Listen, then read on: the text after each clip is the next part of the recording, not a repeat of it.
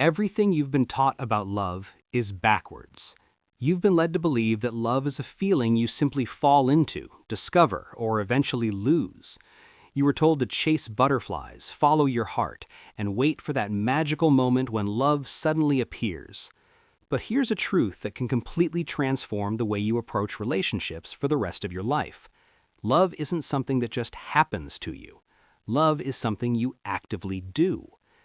In this video, I'm going to show you what love really is according to neuroscience, psychology, and the simple realities people rarely talk about, mostly because it doesn't sound romantic enough for movies. By the time you finish this video, the way you see love will likely never be the same again. Let's begin with what your brain is actually doing when you think you're in love. Inside your brain, a region called the ventral tegmental area, your reward center, floods with dopamine. This is the same chemical that fires when someone uses cocaine or wins money.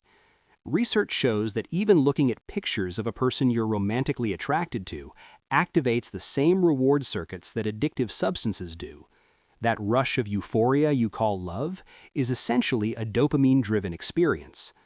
When you fall in love, dopamine levels spike dramatically, producing a euphoric feeling similar to the effects of addictive drugs like cocaine. In other words, your brain is literally getting high on that person's presence. That isn't love, it's chemistry. Then oxytocin enters the picture. Released during intimacy and amplified by skin-to-skin contact, oxytocin strengthens emotional attachment and helps couples feel closer to each other. This is often called the bonding hormone. It's the same chemical responsible for bonding mothers with their babies.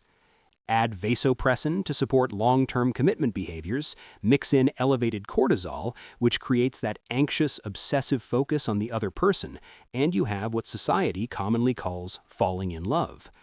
Studies show that people in love often have higher cortisol levels, reflecting the stress response that typically accompanies the early stages of relationships. But here's the surprising part. This entire chemical cocktail usually lasts only about 12 to 24 months at most. After that, it begins to fade. Dopamine decreases, the obsessive focus weakens, the butterflies disappear. And most people interpret this moment as falling out of love. But that's not actually what happened. What really happened is that you sobered up from the chemical high, and now the real question begins. What is love once the drugs wear off? This is where everything most people believe about love falls apart, because we've defined love as a feeling when it's actually a practice. We've treated love like a noun when in reality it's a verb. Real love begins after the chemistry fades. It's the conscious decision you make every day to act in someone's best interest, even when you don't feel like it. It's showing up when you're exhausted. It's remaining patient when frustration rises.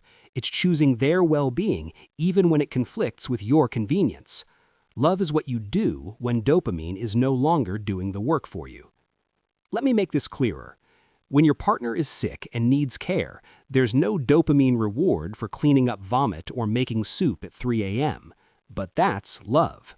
When you hold your tongue during an argument so you don't say something hurtful, there's no chemical rush for that restraint. That's love. When you celebrate their success while you're struggling, when you listen to them talk about something you personally don't care about simply because it matters to them, when you change your plans because they need you, none of these actions trigger euphoric reward circuits. This is love without the drugs. Neuroscience shows that oxytocin and vasopressin pathways, together with dopamine reward systems, help form and maintain both maternal love and romantic attachment. But there's something else researchers have found that people rarely mention.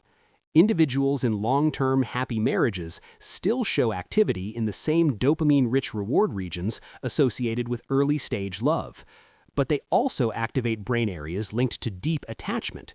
What this means is that long-lasting love isn't the absence of chemistry, it's the integration of attachment with conscious choice.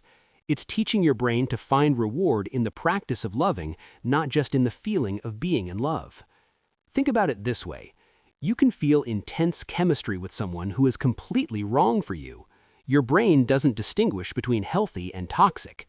To your brain, dopamine is simply dopamine. That's why people often become addicted to relationships that damage them. They're chasing the chemical high while ignoring the reality of the person's behavior. Real love requires your prefrontal cortex, not just your limbic system. It requires the part of your brain responsible for conscious decisions, long-term planning, and impulse control. Love is when your higher brain chooses behaviors that support the relationship, even when your primitive brain wants immediate gratification. Here's a shift in perspective that can change everything. Stop asking yourself, "Am I in love?" Start asking yourself, "Am I practicing love?" Because being in love is passive. It's something that happens through brain chemistry you don't control. Practicing love is active. It's something you deliberately choose through behaviors you absolutely do control. You don't fall into love, you build it. Brick by brick, choice by choice, action by action, day after day. The feeling follows the practice, not the other way around.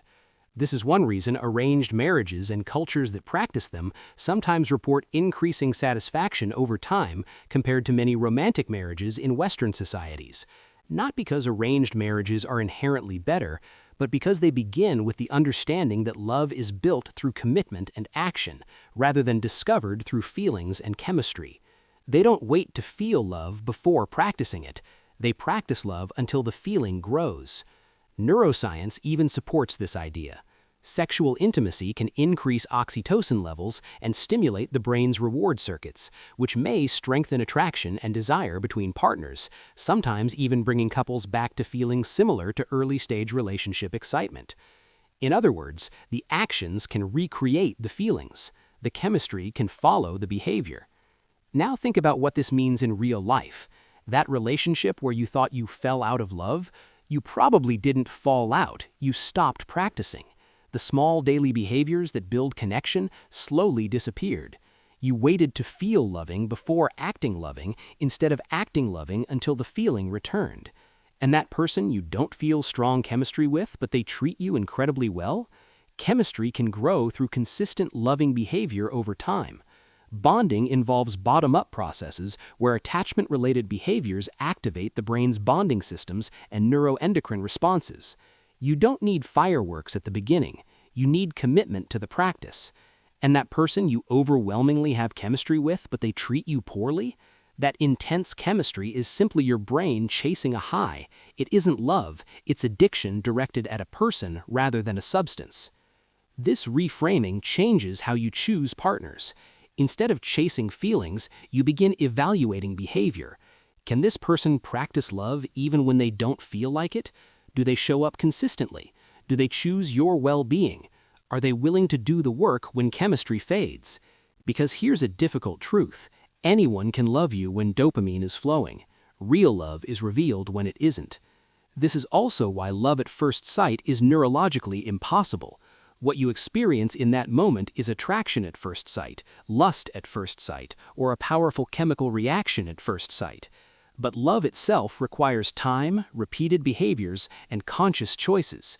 You cannot truly love someone you just met, because love is a pattern of behavior developed over time. You may feel strong attraction and chemistry, but love requires shared experiences, challenges, disappointments, and the ordinary routines of daily life. Real love is boring in the best possible way. It's making their coffee the way they like it. It's remembering something they mentioned last week. It's washing the dishes without being asked. It's asking about their day and genuinely listening. It's choosing them even when they're not at their best. None of this is dramatic. None of it makes exciting movie scenes, but all of it creates meaningful lives. So here's a healthier framework for understanding love. The feeling is a byproduct, not a prerequisite. The chemistry is a reward for the practice, not the foundation of the relationship. The butterflies are dessert, not the meal. Love is a skill developed through repetition. Like playing piano or learning a language, you improve through practice. Some people are naturally better at it because they observed healthy love in childhood. Others must learn it consciously as adults because they never saw it modeled growing up. But everyone can learn it. Because love isn't a feeling you're born with or without. It's a pattern of behavior built through consistent, conscious choices. This means you're not helplessly subject to falling in and out of love. You have agency. You can choose to practice love with someone who practices love back. You can build something real rather than endlessly chasing chemical highs.